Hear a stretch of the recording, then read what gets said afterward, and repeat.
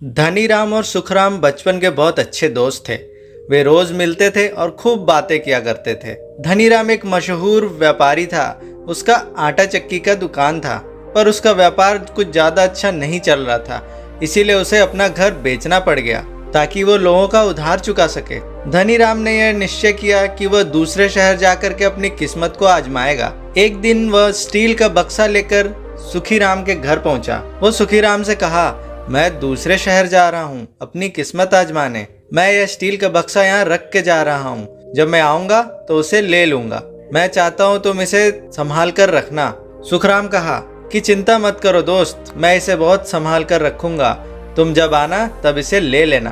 फिर धनीराम सुखराम को अलविदा करके वहां से चला गया। सुखराम के दिमाग में कुछ विचार चलने लगा। वह एक लालची व्यक्ति था।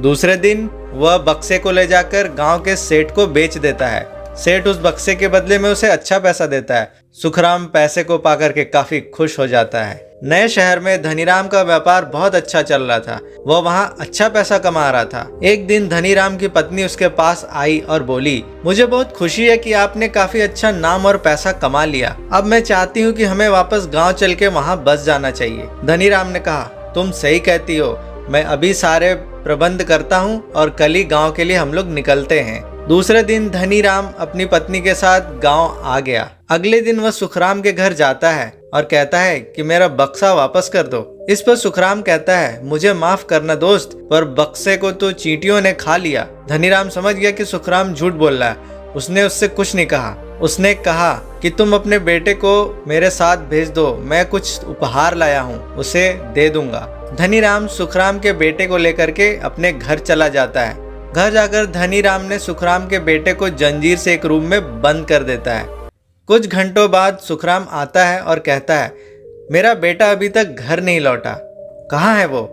इस पर धनीराम कहता है, मुझे माफ करना, मैंने तुम्हारे बेटे को एक सुंदर सी पतंग दी थी उड़ाने के लिए, पर वह हवा के झोंके को बर्दाश्त नहीं कर पाया और पतंग के साथ उड़ गया।